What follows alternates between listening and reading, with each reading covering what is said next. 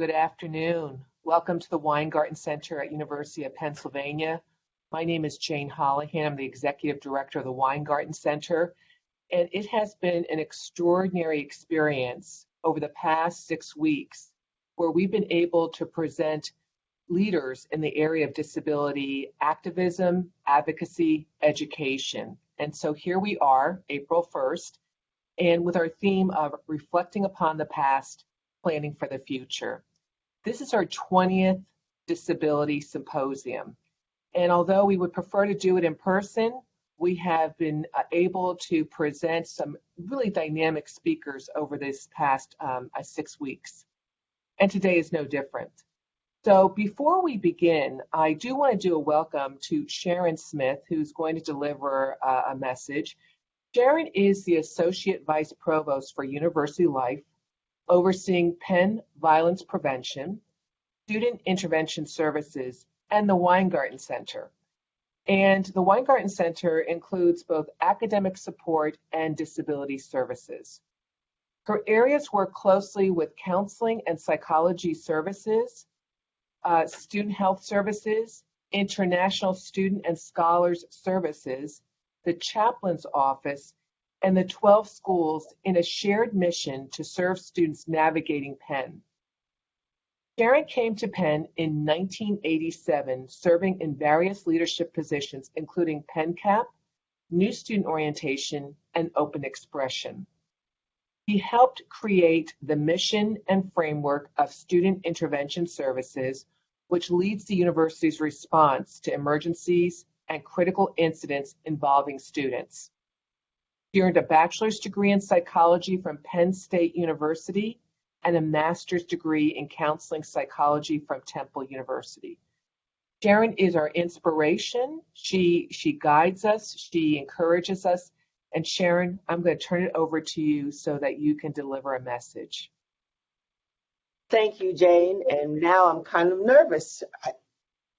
Thank you for this introduction. I'm really honored to be here.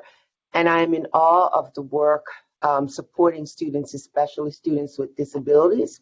And obviously, after being at Penn for as long as I have, I've seen the growth and development of the Weingarten Center and the support and encouragement and advocacy for our students with disabilities. So I'm truly very honored to be here. And while I'm a novice, I look to Jane and her staff who are just extraordinary in the work that they do. So once again, thank you. First, I want to take this opportunity to acknowledge that the symposium, my goodness, is 20 years old. And it was a generous gift from Mary and Joe Landy to provide ongoing leadership in the field of disability services. So a very special thank you to them. While the symposium is 20 years old, it has been an incredible and made an incredible difference to not only the Penn community, but to community at large and nationally regarding best practices when supporting our students. The center is a place where students can build bridges, improve skills, and feel that they are given the opportunity to be themselves in a community that is very diverse. Our vision is not only to be inclusive, but to foster a sense of belonging. And I know this because I know the staff and I know what I've seen over the last 20 years, which I think is why the title of the symposium is so apropos, because we have been dedicated to and have continued to do this work for so long and are really models in the area. I'm not sure who wrote this, but someone said leaders build leaders. And for us, we are producing global citizens when we offer all the services we do to allow students to be successful. Most important, this symposium allows us to learn about best practices and to share these with colleagues in the field. Not only are you being trailblazers, but I would say that you are better than most in what you do. Why? Because the well-being and success of students are priorities. And by example, you are in the field, are working to create a caring, compassionate, community. Again, Jane's idea of looking back and looking to the future. We've been in a pandemic for 2.5, it feels like forever, but the Weingarten Center and many of the offices on Penn's campus have been available for students online, virtually around the world. Jane and I remember having a conversation during the beginning of the pandemic and recognizing and embracing the idea that, wait a minute, students are online, we're working with them, and they're seeing us as the face of the institution. And as a result, we had to step up and be there in numerous ways. Whatever our role might have been a year ago, we have that role, but then we have another role of being the messenger, the agent of the institution, putting forth the effort that no matter where our students are and what they're going through during the pandemic, we would be there for them. So you are, and the staff at the Weingarten Center are just amazing in the work of academic and emotional well-being of our students. This is what I have seen as a major way for us to be there for our students over the many years. The symposium is a labor of love for all of you who plan and take part in such a model program. So I want to just say thank you to Jane as the leader, but also to her team and their effort as part of the center. Each staff had a responsibility, whether it was undertaking a variety of roles, from assembling the schedule, handling website information, sending out invitations to attendees, and moderating like they're doing today. So it has been a labor of love for all of them, and I've sat back and watched and seen their commitment over the years, but particularly to this incredible effort and to continue the symposium for 20 years. Congratulations to all of you, and I hope you've had an incredible experience over the last 6 weeks. Thank you, Jane, and back to you. Thank you, Sharon. I deeply appreciate all your words, and I want to echo what Sharon said. This has been a labor of love. Each member of this office has been involved because it takes a collective in order to be successful. And so I think we kind of define what it means to be a teamwork, and so I'm so proud of all of us. But enough of that. This is really important. We want to return to Rebekah. So Julianne, my good colleague, will take over. And thank you again for everything that you have done. Hi, everyone. Thank you, Jane and Sharon, so much for opening the session.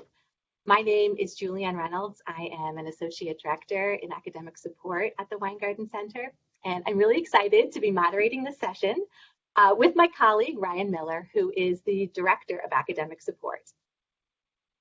A few quick notes. Please do note that there is closed captioning available at the bottom left corner of your screen, labeled CC. Also, complete details of this symposium and our speaker biographies will be available on our Weingarten Center website. So, without further ado, today's presentation is called Blueprints for the Future, Disability and Innovation. And our featured presenter is Rebekah Taussig. She is a Kansas City writer and educator with a doctorate in creative writing and disability studies. She spent most of her life immersed in the world of writing and reading as a student, a teacher, and author because she believes the words we use and the stories we tell matter. She's held talks and workshops at the University of Michigan, Davidson College, and Yale University. And you can read her writing about the nuanced experience of disability in time on her Instagram at sitting_pretty, or in her memoir of essays titled Sitting Pretty, the View from My Ordinary, Resilient, Disabled Body. You can also follow her work and sign up for her newsletter at www.rebeccataussig.com. So Rebekah will address your questions at the end of the presentation, but please feel free to drop your questions in the Q&A at any point during this presentation. Finally, this presentation is being recorded and will be available on our website in a few days. Please give us those few days to ensure the accuracy of the recording's captions. So, thank you again, Rebekah, for being here. We're so excited to have you. Let's get into the presentation. I will turn it over to you. Thank you so much for having me here today. It's really an honor to be here with you and a part of this symposium. Before I dive into my talk, I'm just going to give a quick screen description for you. I am a white woman with short brown hair and bangs, and I'm wearing a chunky green sweater today. There's a piano behind me with some knickknacks and plants on it. So that is what's going on the screen. For the first part of our time together, I'm going to share with you a lot of ideas I've been germinating over for some time. But really, the favorite part of this is when me talking turns into us talking. So as was mentioned, we'll have some time at the end for Q&A. I hope that you're able to kind of jot some questions into the chat as we go. We'll get to as many of them as we can, but even if we don't get to all of them, I hope that this talk is one that just sort of brings more and more conversation, that it doesn't just stop with the end of me talking at the screen. So I was immediately drawn in by the theme of this year's Disability Symposium, this idea of reflecting on the past and planning for the future, in part because I often find myself caught in a sort of tension between the past and the future of disability justice.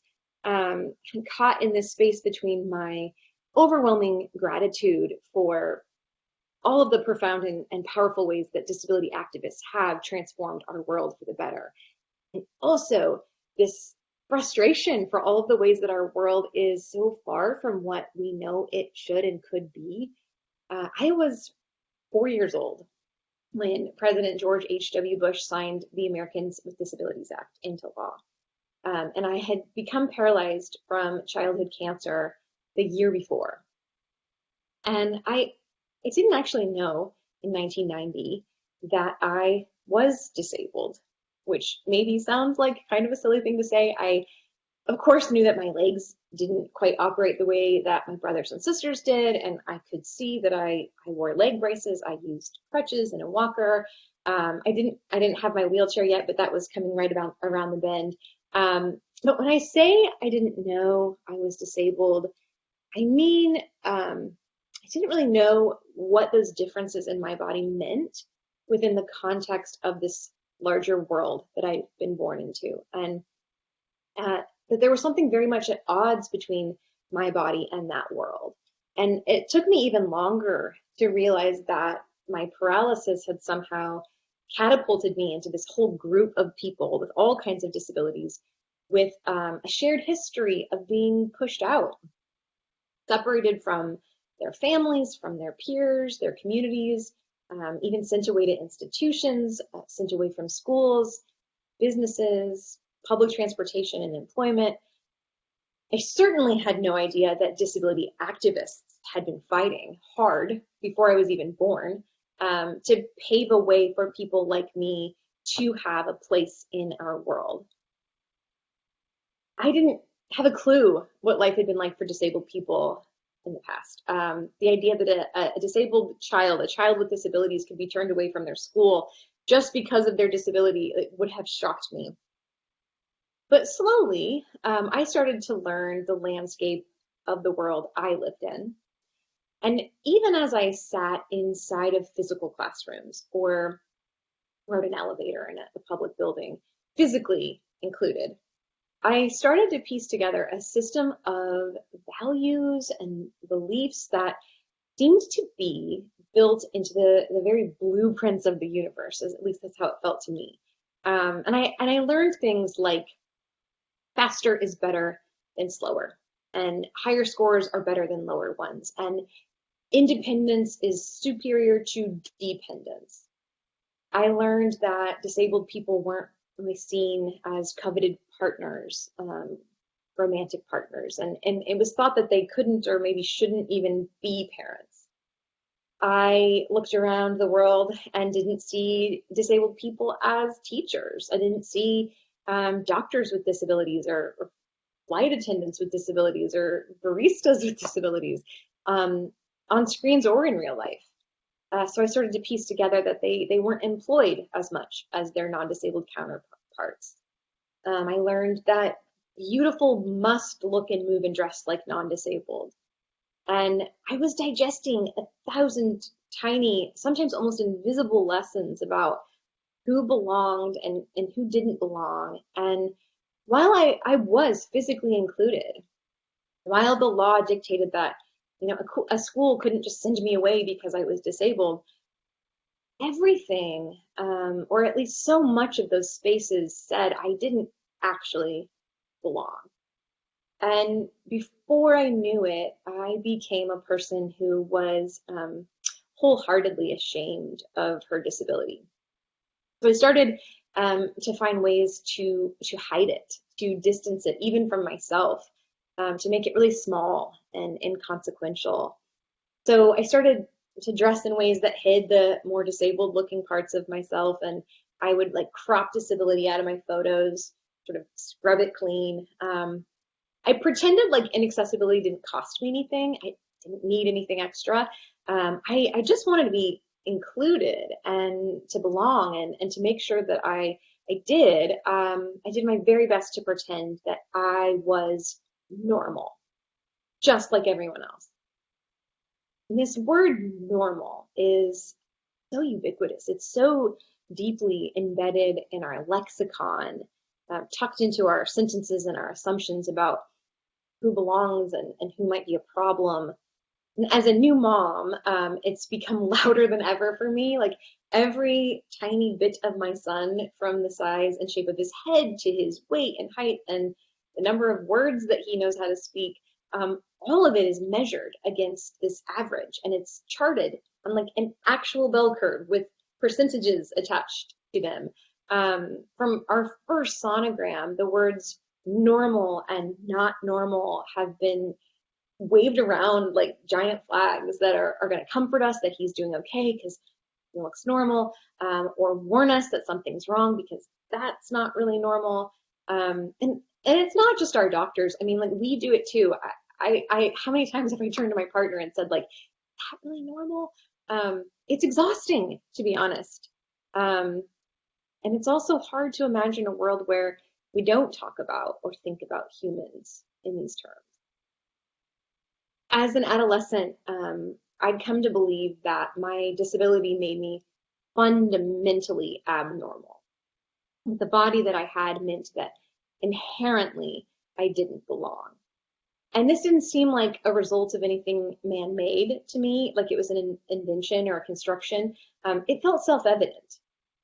And it wasn't until I was in my late 20s when I first started learning the history of this word normal. Disability scholar Leonard Davis recounts this history in his book, Enforcing Normalcy. And he explains that before 1840, the word normal was mostly used by carpenters to refer to something as perpendicular, well before we attached a human assessment to it. Very closely related to the word normal, we see the notion of average as it relates to human beings coming to life right around that same time. Originally, finding averages was actually just a mathematical tool mostly used by astronomers to more accurately track planets, until Adolf Quetelet became obsessed with finding averages to all kinds of human characteristics. He wanted to chart the width of a man's chest, but also the averages of marriages and divorces and everything in between. And Quetelet's approach to this data, it wasn't some kind of fringe scientific approach. This notion of finding the averages for every part of being human caught on like wildfire and fundamentally changed the way we think about people, the way we organize people or design the world for people. And as social scientists began to gather more and more data about human populations and plot those human characteristics into slots on a bell curve, it inevitably led to some characteristics becoming the outliers, right? Those with disabilities, of course, found themselves on the margins, at the edges, furthest from the average, furthest of what we came to call normal. And it didn't take long before normal became equated with natural. Quetelet actually thought of the average man as the truest man, man as he was intended to be. And every deviation from that average was simply an error. You can see how easily normal and natural also folded into right and good and better. Now, it's not that there's like no purpose for gathering data on human populations. It can be really useful to compare averages of two distinct groups. It helps us track larger patterns of say, like the path and impact of a virus. It's important. The problem is really that we've actually used the notion of normal and average in ways that don't actually make sense. What group averages don't give us is any kind of meaningful insight about an individual person. And yet we use statistical averages and our notion of normal as kind of our North Star. Normal became the prototype at the center of our imaginations. It became the thing inspiring our designs and shaping our hopes and dreams. Todd Rose, who's a former professor and director of the Mind, Brain, and Education program at Harvard, starts off his book, The End of Average, with a story about the profound pitfalls of using the quote-unquote average man as the prototype in our designs. And I wanted to share this story with you because I think it highlights so well what's at stake, how absurd and how profoundly limiting the use of normal is as a prototype for us. Okay, so here's the story. It's the 1940s, and the US Air Force has just realized that they have a huge and mysterious problem on their hands. Their pilots keep crashing their planes, and they can't figure out why. They can't figure out what's going on. And at first they assume it has to be human error. Like there must be a problem with the pilots themselves. Surely they're bungling the job. Their training must be insufficient, something. That didn't actually lead anywhere. So they started to look scrupulously at any mechanical flaw, some kind of defect within the planes that they could fix. And they came up with nothing. And eventually, a young man named Lieutenant Gilbert Daniels is tasked with taking meticulous measurements of 4,063 pilots, just like endless measurements of the length of each pilot's thumb, the distance between each pilot's ears and eyes, to the circumference of each thigh and wrist. And he crunched all of these numbers, all of these lengths and widths, and he calculated the averages for them for the top 10 characteristics that were thought to be the most important for airplane design. And then he kind of cobbled together those dimensions to come up with the measurements of this average pilot, the prototypical pilot flying these planes. And finally, to make sure that this prototypical pilot really represented as many real-life pilots as possible, he opened up those averages, the dimensions, by 30%. So in other words, any pilot that was within 30% of those average dimensions would still fall within the parameters of that average pilot, according to Daniel's calculations. And everyone expected that most of those pilots would fall within that average range in all 10 categories. I don't know, maybe you're suspicious of this expectation, and you would be right to be suspicious. I'm actually going to read to you Todd Rose's description of the actual findings from Lieutenant Daniels' measurements. I think it's so telling. So Rose writes, of the 4,063 pilots, not a single airman fit within the average range on all 10 dimensions. One pilot might have a longer than average arm length, but a shorter than average leg length. Another pilot might have a big chest, but small hips. But even more astonishing, Daniels discovered that if you picked out just 3 of the 10 dimensions of size, say neck circumference, thigh circumference, and wrist circumference, less than 3.5% of pilots would be average sized in all 3 of those dimensions. So Daniels' findings were clear and incontrovertible. There was no such thing as an average pilot. So Daniels had a very surprising answer for the Air Force. The cockpit that they designed didn't actually fit any of the bodies flying those planes. I mean, imagine driving a car where you can't adjust the seats or the mirrors. How difficult would it be to drive that car safely? And these planes were flying at tremendous speed. So they required like split-second reactions. Those planes had to fit those pilots like a glove.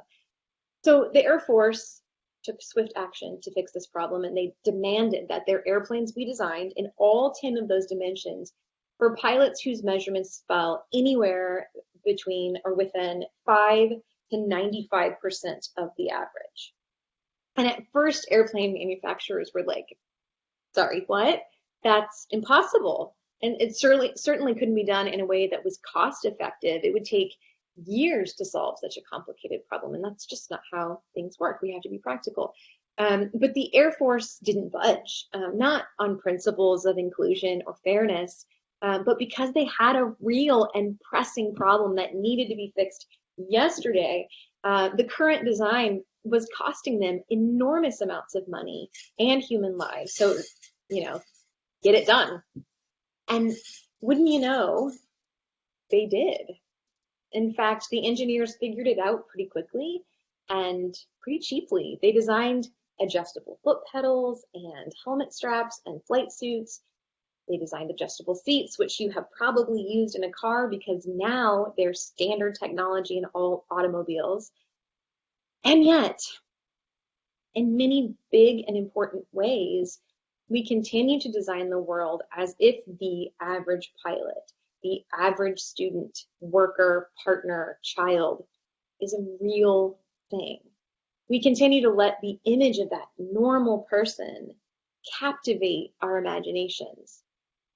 We continue to buy into this profound myth that the outliers to normal are these rare exceptions, as if the ones on the edges of the bell curve represent fringe experiences not really worth too much consideration.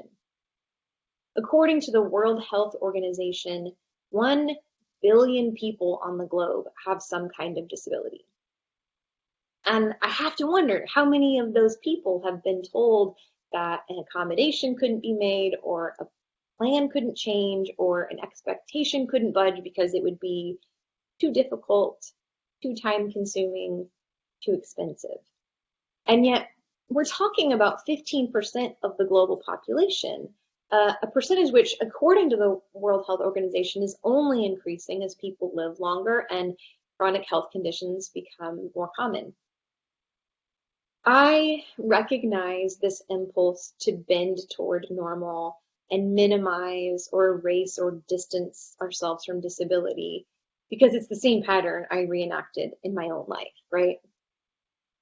And to be honest with you, what I found was that cutting myself off from my disability was harmful, it was counterproductive, it was boring. Years of hiding and minimizing my own disability, of trying to make it small and insignificant, it left me less equipped to navigate the world around me. It made me anxious, it wore me out, it left me disconnected from myself and the people around me. Disability, I've found, is at the very heartbeat of what it means to be a human. Life in a body is a flurry of growth and decay. It's perpetual transition and adaptation. It's that constant push and pull of resilience and frailty. My attempts to erase disability from my own life only made my life smaller. And I see similar patterns unfolding on a societal level when we separate ourselves from disability as communities and as a culture. When we keep disability on the edges, or when we tune out that perspective, we cut ourselves off from a vital part of humanity, and we're left less equipped, building worlds and systems and stories that work for few of us and only temporarily. So much important disability justice work of the past was a demand to participate in what was already built. Let us into your buildings. Let us into your workplaces, schools, and public transportation. Include us under the banner of normal. And it was a vital move for cracking open the door and getting into the room. Without that fight, I wouldn't have received the education that I did. I'm from first grade into graduate school and into my very own classrooms. I was able to enter buildings and mostly accessible bathrooms, and schools and employers couldn't turn me away simply for having a disability. And this is something I know I've taken for granted for most of my life. And at the same time, I find myself wondering, what's next? What now? Like, what comes after a spot in the room or a seat at the table or a role in the story? Even in just the last 5 years, I've seen more and more people come to understand that inclusion is important. I see corporate spaces asking how to become more accessible to disabled employees. I see Hollywood seeking out better representation of disability in the stories being told on screens, trying to. I see disability studies being taught in more classrooms. I see publishing houses publishing more and more incredible books about disability by disabled authors, and all of that is so exciting. But if disability really is valued as another form of diversity, if we really celebrate and respect the differences attached to disability, I think it's about so much more than getting people into buildings. What does it mean for a disabled student to get into a school only to realize that every part of that system was designed for the normal body in mind, the quote unquote normal body in mind? Or what does it mean to hire a disabled person to work in a business that operates as if all of its employees function with the most quote unquote normal body in mind? Getting into the building and having a seat at the table is just the beginning. And as I look ahead into the future, I see disabled leaders steering us in a giant overhaul, like a profound rebuilding project. I think it's the difference between getting into the room, that vital piece, to leading that room in a redesign of the building.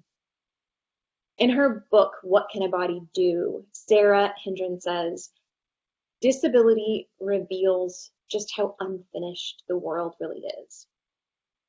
I think disability knows the limits of our collective imagination because disability is pressed up against them. Disability feels firsthand where we might expand, where we need to be more flexible. The last 2+ years of this pandemic, we've seen a lot of our most established structures start to crack. And we're more desperate for solutions than we have been in a long time. We're asking big questions. We're looking for different models and approaches. I think this is a vital moment to look to disability as the source of our innovation, as the blueprints for our future. And I want to add a couple of quick disclaimers before we move any further. There are a few tropes common in conversations about disability that I want to make clear have no place in this talk. So as we talk about imagination, I am in no way proposing that non-disabled people try to imagine what it's like to be disabled. That's like a really dangerous game, and it often turns into a source of misinformed pity. And despite the fact that I will be using the word inspiration a lot in this talk, this is also not some kind of quote unquote inspiration porn exercise. If you're not familiar with that term, inspiration porn, it was coined in 2012 by the late Stella Young, and essentially it describes the objectification that happens when non-disabled people look to disabled people doing ordinary tasks of living and use that image to give themselves some kind of boost of courage or optimism or motivation for their own lives. I have no interest in doing that through this talk. Instead, I'm proposing a process that requires listening to, believing, and valuing disabled perspectives. It requires collaborating with disabled people. It's a process of trying things, playing, continually revising, because disability is an invitation to look at something in a different way. And when we listen to the people on the edges of the bell curve, we find sturdier designs and more flexible models to hold all of us. And there are all kinds of super cool ways that we've already seen this process at work. Closed captioning is one of the most obvious and well-known examples of a tool that was created for disabled people, for folks who are deaf and hard of hearing, but ultimately it just led to a better product, a more flexible tool that makes life easier for all kinds of people in all kinds of contexts. Closed captioning was originally just an experiment, and it was imagined to life in the 1970s, but by the 1990s, the Television Decoder Circuitry Act mandated that closed captioning technology be built into televisions instead of sold as some kind of separate appendage. And now this piece of technology gives more access to every single person who interacts with a screen, right? Whether you're watching captioned video on your phone on a silent airplane, or you're like keeping up with the game on a widescreen while you drink a beer across the bar. But closed captioning is honestly, it's just the beginning. Everything from audiobooks to that grippy handle on an apple peeler, electric toothbrushes, speech to text, and voice recognition apps, all were originally designed with disability in mind. All of these tools are essentially the applied products of what we call universal design. That approach to design that looks not to the most normal prototype, but to the ones on the edges. The inventors and designers who practiced universal design, they don't see the exceptional person as a problem to sort of look past, but as a host for the clues that are needed to find flexible, sustainable solutions. So for the remainder of the time we have together, I wanted to do a little practicing of some of this reimagining with you as we look at 4 different areas of life. So work, movement, education, and romance. This list is like not even close to exhaustive. I think there's so many parts of life that we could do this exercise with today. Medicine and leadership, fashion and beauty, parenting and friendship, community, business, so many things we could look at. But I chose these 4 because I think they're highly relatable, and I also think they're especially ripe for this kind of reimagining. And to be clear, I'm not about to give like a bullet point list of solutions to the problems that I see in these areas. Instead, I want to offer an invitation for us to look at the world through the lens of disability and pay attention to what that might inspire. To see what these spaces might, to see how, I should say, these spaces might change as we move away from this notion of normal and toward disability. So let's dip our toes in these spaces. We'll take just a glimpse. We'll kind of pull at the beginning threads of these conversations, and we'll see what questions disability prompts as we go. Okay, so first let's take a look at the way we built this world of work. My mom tells me that when I was very young, I wanted to be a fairy princess when I grew up. What I remember is a scary big blank when it came to imagining what kind of job I could do when I got older. I didn't see anyone who looked like me working any job in real life or on screens. And sometimes I think that might be part of why I stayed in school for so long. It was very difficult to take the leap into the space of work when none of the spaces around me seemed to be accessible enough or flexible enough for the body that I have. I've long been interested in the relationship between work and disability, but in the last couple of years, in the midst of this global pandemic, the intersection has become even more pressing. In a way, I think COVID lifted the curtain for just a minute and showed us how vulnerable every human body is. While not every workplace changed, most white-collar work changed drastically, almost overnight. It's like sweeping changes to our work in an attempt to keep human bodies safe. Changes, interestingly enough, that disabled people had been asking for years. Changes they were told were impossible, wouldn't work, would take too long, would be way too expensive. These protests sound familiar yet. And yet we saw these changes made swiftly, and workers proved that they could responsibly do their work under more flexible models. The relationship between work and disability has been fraught for a long time. For most of American history, it was perfectly legal not to hire someone simply because of their disability. And even in 2021, the unemployment rate for disabled people was more than twice as high as those without disabilities. When it comes to work, disabled people have long been categorized as drains on society, and that stigma surrounding the limitations of our bodies and minds tells a story that we take more than we give, that hiring a disabled person benefits that person more than it benefits the workplace, that because maybe we make fewer widgets an hour or require a layer of accommodation to do the same work, we must have less to offer than our non-disabled counterparts. This narrative we have around the incompatibility of disability and work plays a large part in the continued practice of sheltered workshops. If you're not familiar with sheltered workshops, they are places that employ disabled workers, but they don't have to abide by typical labor laws. And the minimum wage is one of the laws that sheltered workshops are not required to adhere to.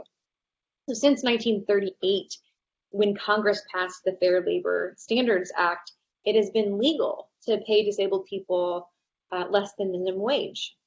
At the start of this year, there were 1,200 sheltered workshops in this country. And as of January of this year, the average wage for a disabled person in a sheltered workshop was $3.83 an hour. In contrast, I think it's not too difficult to imagine the body and mind that has long been at the center of the designs for our modern workplaces. This imagined worker has a body and mind that functions a little bit like a machine because it's ready to go at 8, maybe 9 each morning and can keep churning out work until the evening with this like small window set for eating in the middle 5 days a week. And this body and mind really doesn't get sick more than a handful of days a year. If that, it really needs to see a doctor. It doesn't have a problem focusing for hours and hours a day, usually on a screen from a seated position. It has no exceptional bathroom needs. Most workplaces in the US prioritize peak efficiency and replicability. If one worker leaves, you can replace them with another, like interchangeable cogs. We've long been driven by more and faster. If this prototypical worker gets pregnant and decides to give birth, their body will continue to churn out the same amount of work right up until that baby's born, when that same body will only need 6 weeks, 3 months if you're lucky, to recover and return to peak efficiency. And of course, most of our workplaces don't include on-site childcare. This prototypical worker doesn't need to stay home with sick children or children who need to go to lots of doctor's appointments. Essentially, the body and mind at the center of this design of work is non-disabled and, you know what, probably male with a partner at home to take care of all things domestic.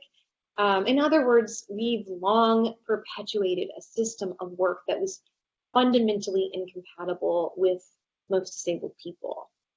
And as much of the country is moving back to some kind of quote unquote normal, or maybe a new normal, there's this great opportunity for reimagination and revision that actually moves away from this idea of normal at all.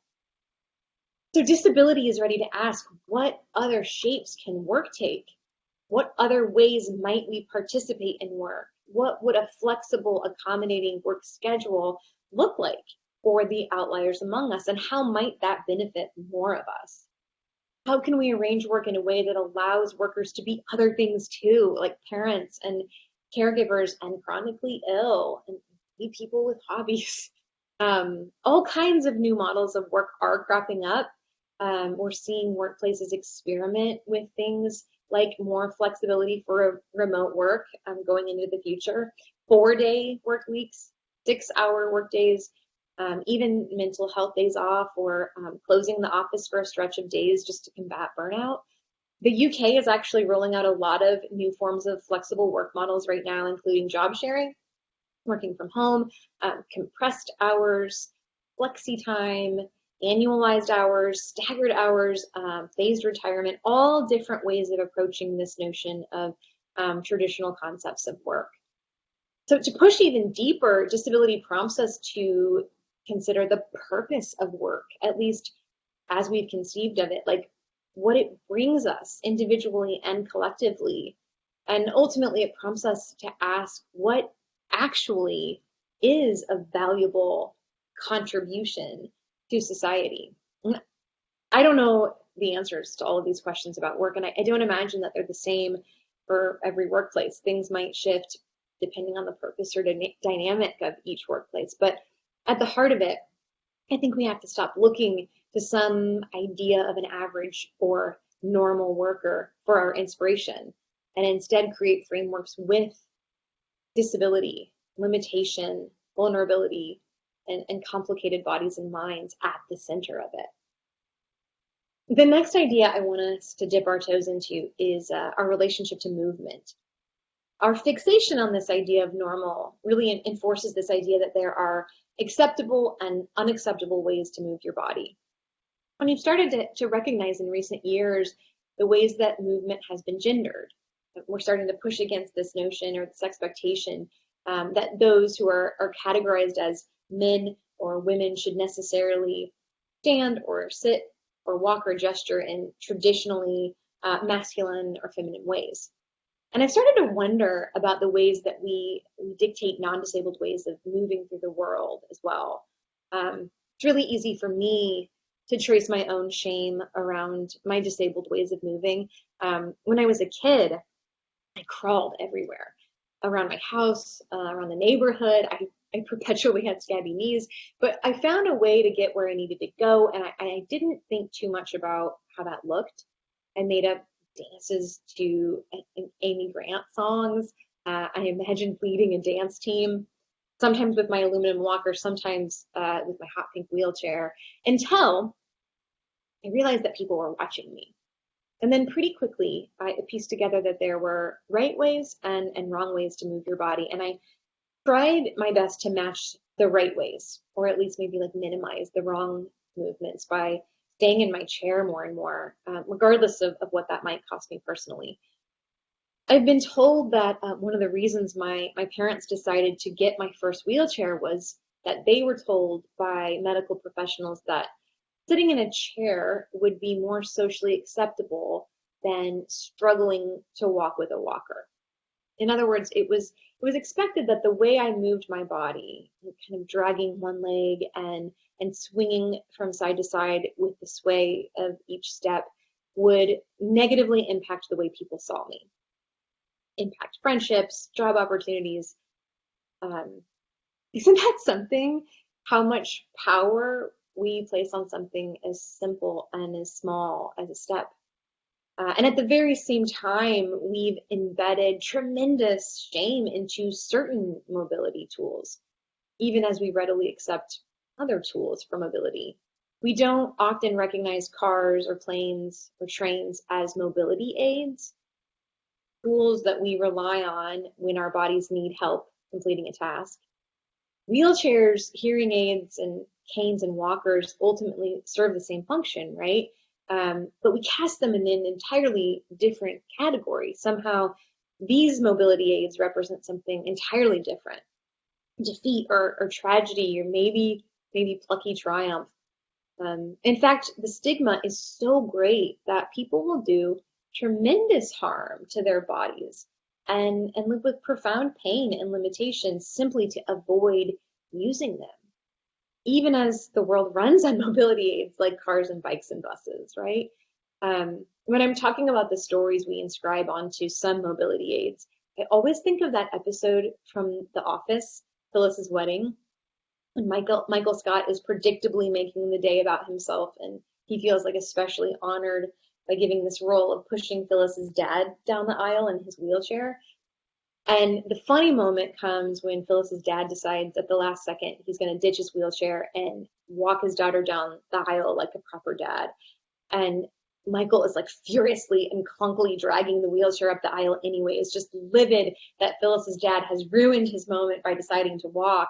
But everyone else is teary-eyed and applauds this obvious noble move. And it's an interesting example to me because it so swiftly captures that narrative of wheelchairs as defeat, as something shameful and sitting, and choosing to stand and walk is dignified, and it's a moment of pride worth applause and celebration.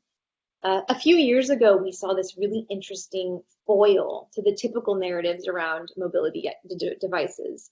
In 2019, Selma Blair walked the red carpet with a beautiful cane. It's like this perfect accessory for her elegant gown. And it was her first appearance since her MS diagnosis, and the public went wild for it. It was one of the most celebrated moments of the Oscars that year.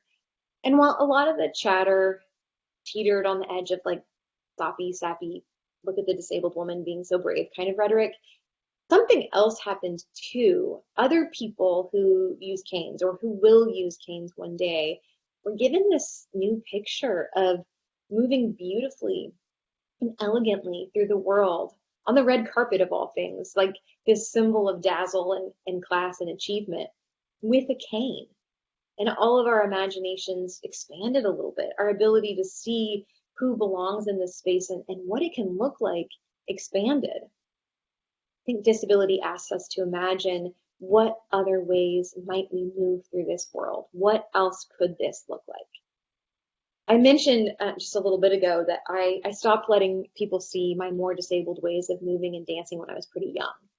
And in a very real way, that impulse is still with me. Like I'm not about to start any wheelchair dance classes. And to be honest, I'm still very aware of who's watching when I take like the 3 steps out of my car to get gas. But I do have these experiences where that self-consciousness is sort of cracked open. And one of the most distinct memories that I have of that happened at the University of Michigan during this week-long symposium with other disabled artists. And Petra Kuppers led the group that week, and right away I noticed that the rules were different. Every turn we were encouraged to pay attention to our bodies, like go to the bathroom when we needed to, and maybe get a snack or a drink when our bodies craved it, and take a break when our bodies told us it was time. It was such a different way of existing in a group for me. And part of this shift to listening to our bodies involved an opening ritual of intuitive movement. We would start each day in this quiet open space with ambient music and the invitation to move our bodies in whatever way we wanted. And I started the week literally in the fetal position. I took like the leap to get out of my chair, but ultimately I just like huddled up in a lump on the floor and stayed there. That was like all I could muster for intuitive movement that first day. But by the end of 1 week, I really shocked myself in realizing that I was like scooting across the floor in ways I hadn't since I was maybe 5 years old, like pulling my body around in a way that felt easy, but looked so different from normal. I think a big part of that evolution for me was being surrounded by other people who felt empowered to also move their bodies outside those bounds of normal. And that space offered a safety to simply be in my body. And what I find really striking today is just how rare these spaces continue to be. In her recent book, The Way of Integrity, Martha Beck describes an interesting part in these lectures that she's given to large auditoriums of people. And she does this thing where she pauses mid-talk to ask the people seated in front of her if they're comfortable. And inevitably, they all nod, yes, they're comfortable. She really pushes them and she asks, are you sure you're totally comfortable? And they usually insist, yes, they're comfortable. And then she asks if they're sitting exactly how they would be if they were at home. And of course, people start to chuckle because no, they wouldn't be sitting just like this at home. At home, they would sit comfortably. And Beck says, our brains are so tuned into social expectations that we often lie to ourselves without even knowing it. Most of us have learned to sit upright in uncomfortable chairs for long stretches of days since we were children. We've learned to stand and walk and bend and stoop and run and hold like quote unquote normal people. And we don't usually pay attention to the toll this takes on us. The disabled people among us often have a harder time fitting into those molds already. We're still encouraged to try. I wonder, though, if we look to disabled models as our source of imagination for all the ways a body can move through the world, what would happen? We actually took aging bodies and sick bodies and bodies in pain, disabled bodies into consideration. What would that change? I think disability asks, what tools would make this easier? What dance move does your body want to express? What is your body feeling right now, and what does it need to feel better? What if we ask these questions in meetings, in classrooms, in dance studios? I have to wonder what freedom or ease or what surprises we might find in our movement if we shifted away from this idea of the normal body, the body that's forever young and sturdy and uncomplicated, and instead brought disability into the center of what we imagine movement to be. Okay, shifting gears, we're going to take a minute and talk about education. I imagine I'm among some company who's ready to dive into this with me. In education, we often use the term special needs. It's a term we've had for a long time, and it's supposed to be, I think, kind of a nice way of talking about students with disabilities who require accommodations outside of the traditional mainstream classroom. We've talked today about the transformative shift that came about in the 1830s and 40s when Adolf Quetelet sold us on this idea that most people are pretty close to average. Ideas that inspired things like cockpits designed for the average pilot and schools and curriculums designed for the average student. In a lot of ways, we owe our drive to standardize classrooms, curriculum, tests to Quetelet's legacy. This practice of dividing learning into distinct subjects that fit into classes that last a certain amount of time each day and span an exact number of weeks, regardless of student interest or mastery. It's built on a belief that, on average, students learn in the same way, at the same pace, with the same ways of expressing that learning. Despite the fact that we have so much research showing that that's not true, we can't seem to get away from a system built on the belief that it is. Most recently, I taught at a private independent high school here in Kansas City, and our school was part of a culture that prioritizes, more than most things, getting students into the most elite colleges. It's not a unique culture. You might be familiar with it, but by the time ninth graders arrived in my freshman English class, a lot of them were consumed, not necessarily by learning, but by the tangible markers that would determine whether or not they would achieve that highest goal of getting into the right schools. I had students who couldn't take a single reading check quiz without worrying how it would affect their GPAs. Students who insisted on taking every possible AP class despite the fact that they're really interested in chemistry or were only sleeping 4 hours a night. When we're talking about education, I think it's imperative that we also look at how the goal of aiming for average transformed into the goal of aiming perpetually and always aiming for above average. As we moved into the 20th century, the ideas of Sir Francis Galton were gaining considerable traction. His name might sound familiar to you because he's also known as the father of eugenics, quite a title. So Galton wholeheartedly bought into Quetelet's idea of placing human traits into bell curves, but he added a new layer to the organizing, ranking. And while Quetelet believed the ideal goal was to be as close to average as possible, Galton believed that the great and urgent quest of the human species was to always improve upon that average. We owe in large part our educational ranking practices to Sir Francis Galton. We organize groups into honor students and special needs students, and we base college admittance and scholarships on things like GPAs and standardized test scores because Galton told us that it's perfectly, scientifically even, acceptable to separate dynamic, complicated human beings into simple ranked groups, and that scores on a single test can indicate how likely it is that a student is worth the investment. The same independent high school where I taught granted accommodation plans for students with any kind of special need. And these plans provided a list of adjustments these students would receive to the typical classroom setup based on that student's specific needs. So things like extended time on tests and written instructions for assignments and things like that. And as it turned out, our school had a lot of kids on accommodation plans, more every year. So many, in fact, that there were a handful of teachers that had started to grow kind of skeptical of them. And the line of thinking, I think, went something like, there's way too many kids on accommodation plans. They can't all possibly need them. Some of these kids must be trying to get out of hard work. And to me, the large and increasing number of accommodation plans made me wonder things like why so many kids felt the need to reach for accommodating tools, especially in an environment when asking for something extra wasn't exactly applauded. What did it say about our current setup? And to me, it suggested that the systems in place weren't working very well. And I think the faultiness of those systems stemmed from two deep roots. One, a classroom designed with the ever-elusive normal student in mind. And two, a system that relentlessly demanded for better scores and higher achievements before it asked really for anything else.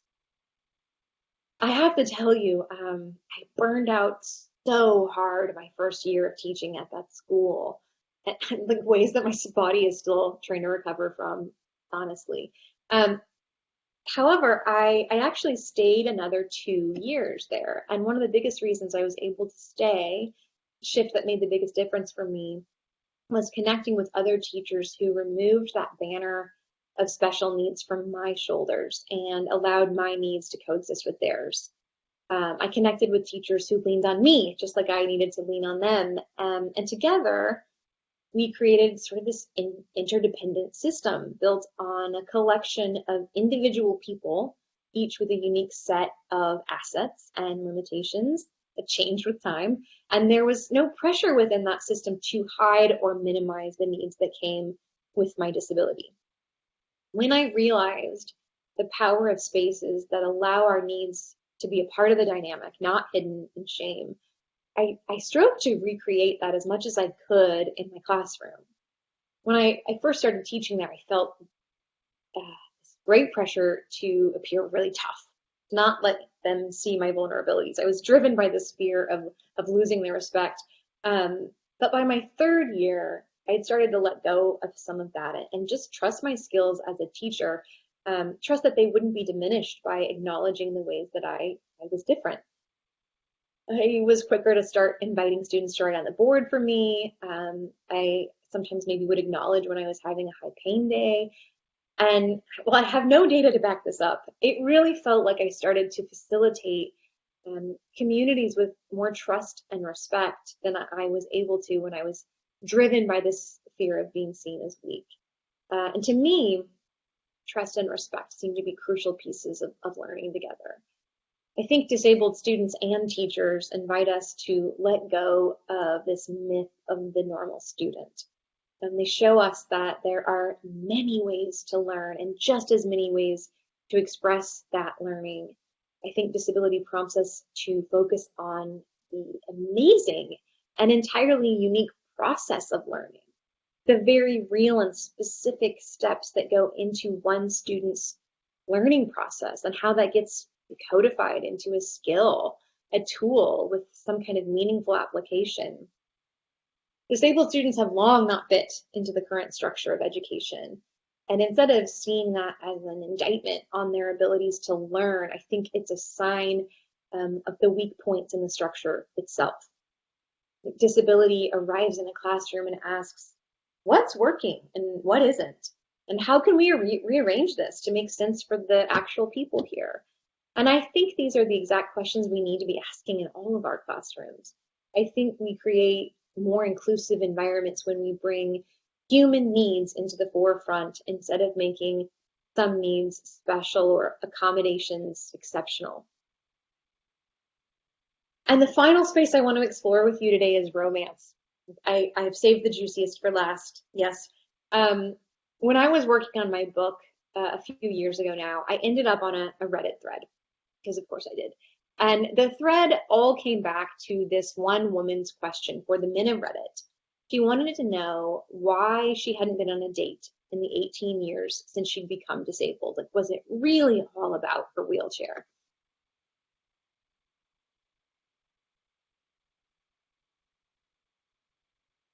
And there were 415 comments in the thread. And I read every single one. Of course I did. And the comments included a collection of cringy wheelchair jokes, concerns about whether or not their hobbies would be compatible with a woman who used a wheelchair, a lot of anxiety about what kinds of dates they'd be able to go on. And one of the most entertaining comments to me came from the man who insisted that he couldn't date a woman in a wheelchair because he had a spiral staircase in his house. So, but by far and away, one of the most common anxieties was clear. The question was, what about sex? I know a lot of disabled people, especially those out in the dating world, although not exclusively, get asked this question a lot. And it's annoying and frustrating. Like, why can't I exist in the world or go on a date without people wondering about my genitalia and how it works? And I get that. It's not a fair setup. But honestly, the more and more I think about it, the more I find myself thinking, what a good question. What about sex? I think the assumption running through this Reddit thread, at least it would seem, is that if you find someone, quote unquote, normal, someone who isn't disabled, that of course sex isn't a question.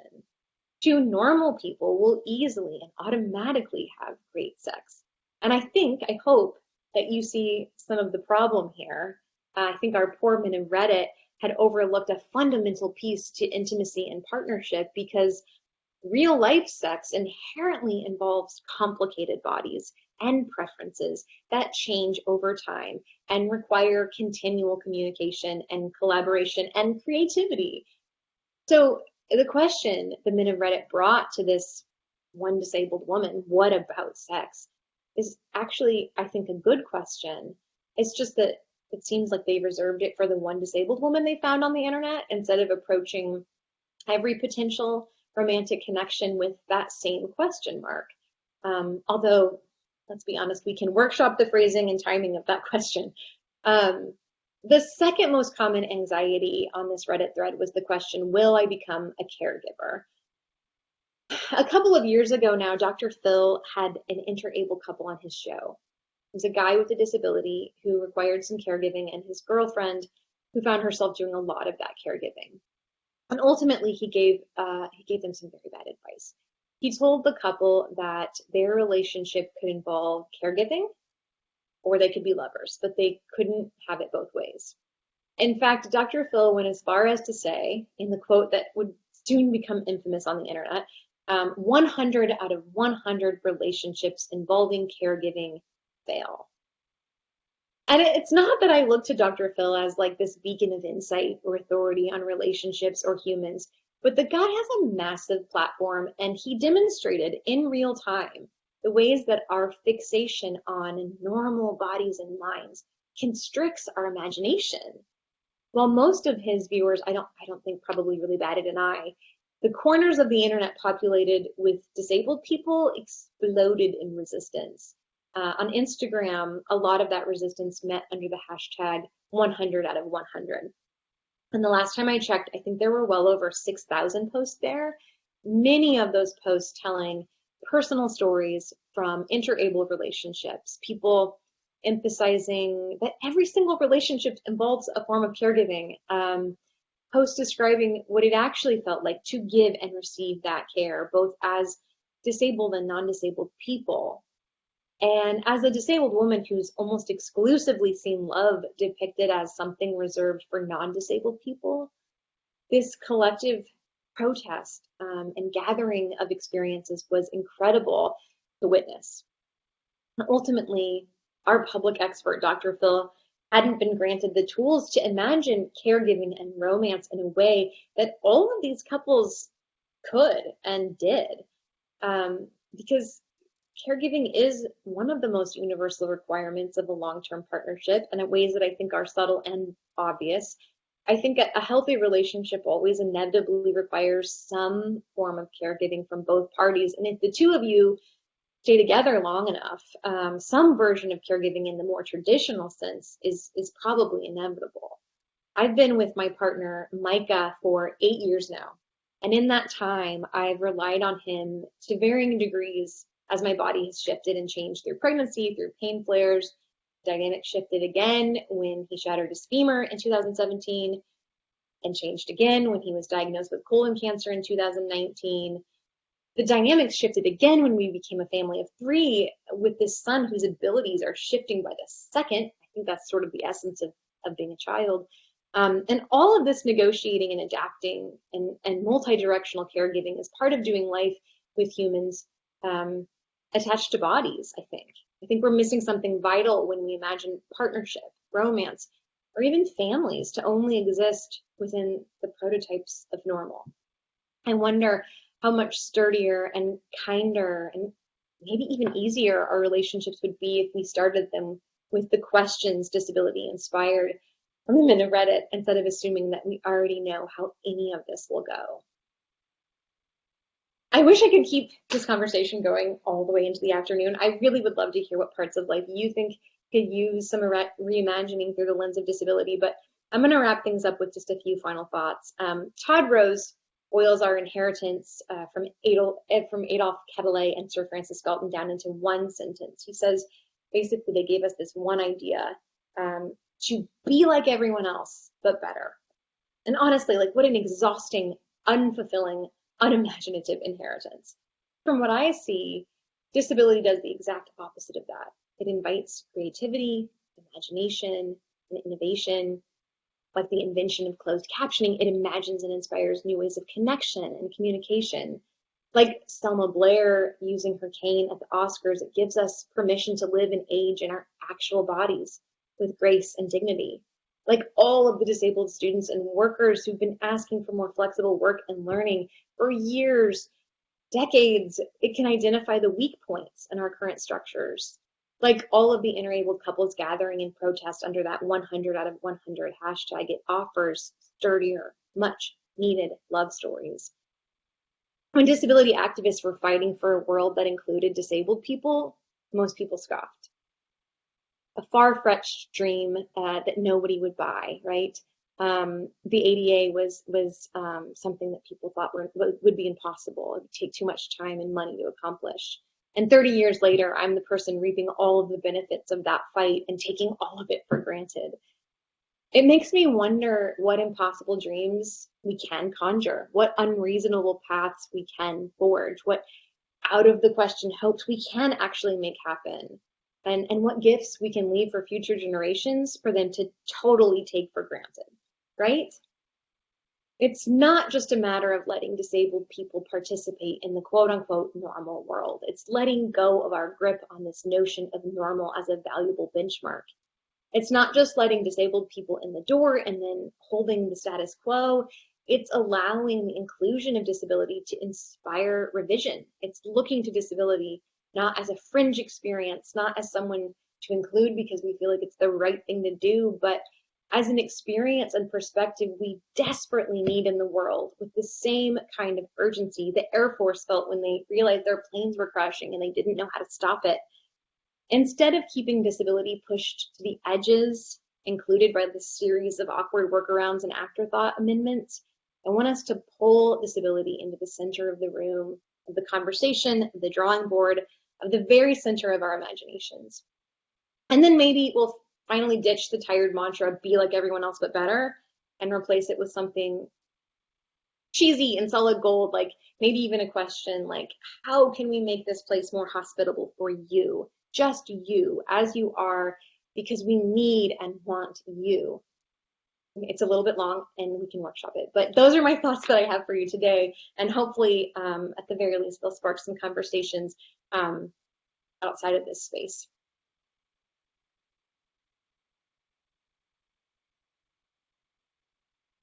Rebekah, thank you so much for your presentation. You've given us so much to think about. I love that you started with providing us with that concrete and historical perspective that pushed us to sort of rethink, our understanding of terms like normal and average, natural, and really, kind of envisioning disability as a lens that will help, assist us in redesigning spaces in more flexible, communicative, thoughtful ways. In the Q&A, we have questions, I think, maybe just to kind of combine them a bit. So one question focuses on, I'm thinking about how, many systems that are set up are done so with sort of an average person in mind who probably doesn't exist, as you pointed out. And then another question about how do we engage learners in education spaces. But just thinking about people in their different professional roles, whether they're in charge of a system or a process, or they are responsible for learners in a classroom. If people see the value in a disability lens for kind of thinking about new ways of imagining that space, what's the starting point for engaging a disability lens, particularly if you don't identify with a disability? I wonder. Yeah, well, I think in order to start even just like looking at the world that way, I think a lot of it does have to do with listening to the things that the disabled people are saying and expressing, right? Those points that those weak points in the structure that they are calling out. And I think a lot of times there might be a little bit too much burden put on the disabled people in your real life, which is why I think reaching out to people online or in books or listening to those voices in other spaces can be really helpful for everyone involved. Like seeking out more voices and online spaces, and reaching out for books. There's so many great books being written right now that kind of bring us to that perspective. Disability Visibility, edited by Alice Wong, actually is a collection of first-person essays written from people with all different kinds of disabilities and intersections of those disabilities. And so when we want to start thinking about the world this way, I think the more people we can listen to that know that experience, the better. And I think one of the things that naturally flows from that, when you start recognizing this whole range of ways that people show up to the world as humans, is wanting to design more flexibility into our models. So thinking about like the classroom and the workspaces. I think once we listen to those voices, we start realizing that we need options. We need other ways to engage those spaces. But I think it's very hard to know what that would be in your specific corner of the universe unless you're able to really listen to more and more voices. Of course, rely on listening to the disabled people in your real life. It's crucial. But if you have a lot of questions, maybe lessen some of the burden on that person and seek out. There's so many resources right now being made in real time. So that's where I would start. Thank you, Rebekah. I couldn't think of a better way to close out our 20th annual Disability Symposium with all the questions and ideas and the incredible perspective you provided. I'm going to invite Julianne back in to just close it out for today. So thank you. In addition to our presenter, we'd like to thank everybody out there who helped make this symposium possible. We hope to hold next year's symposium in person, and we will send out save the date info for everyone who registered this year. So with that, we hope that you will join us again in 2023. Take care, everyone. Thank you.